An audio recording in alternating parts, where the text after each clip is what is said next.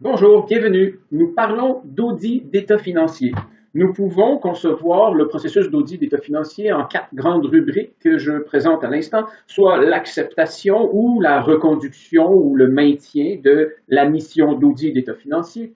Par ailleurs, on va parler de l'évaluation des risques pour ensuite voir la manière dont on répond à ces risques pour finalement pouvoir s'exprimer dans la forme d'un rapport d'audit sur lequel porte notre conclusion de notre mission d'audit. S'ajoutent à ces quatre grandes étapes les deux étapes qui nous accompagnent tout au long du processus, soit la planification et la documentation d'une mission d'audit d'état financier.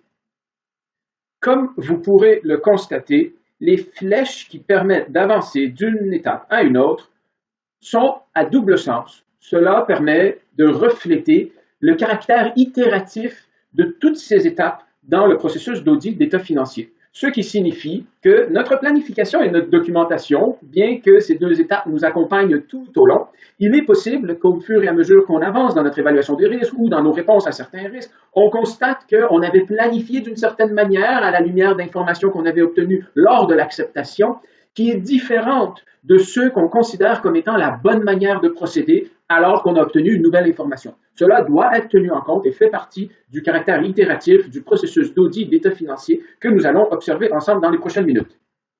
Si on poursuit dans notre présentation, on commence tout d'abord avec l'acceptation ou la reconduction ou le maintien de notre mission d'audit d'état financier.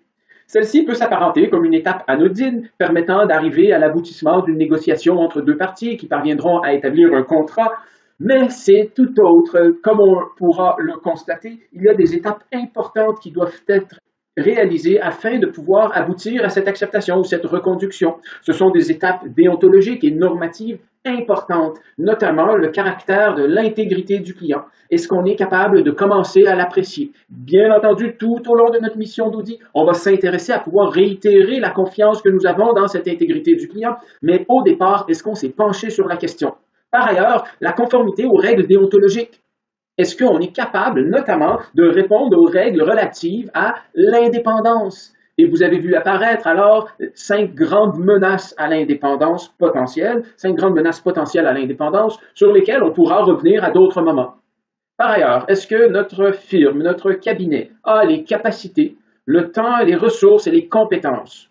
C'est un aspect qui semble simple à trancher.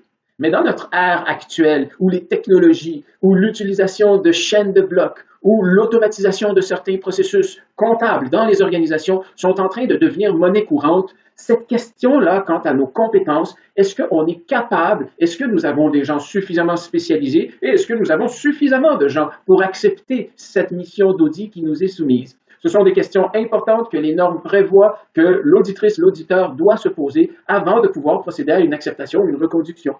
Et finalement, si c'est une mission première pour notre firme, on aura à prendre contact normalement avec le prédécesseur.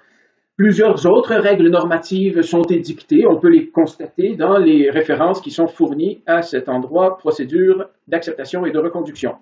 Ensuite, on arrive à un aboutissement formel, qui est la conclusion d'un contrat, communément appelé la lettre de mission, qui est encadré par une norme et qui prévoit la façon dont on doit édicter notre responsabilité en tant qu'auditrice et auditeur, ainsi que la responsabilité du client.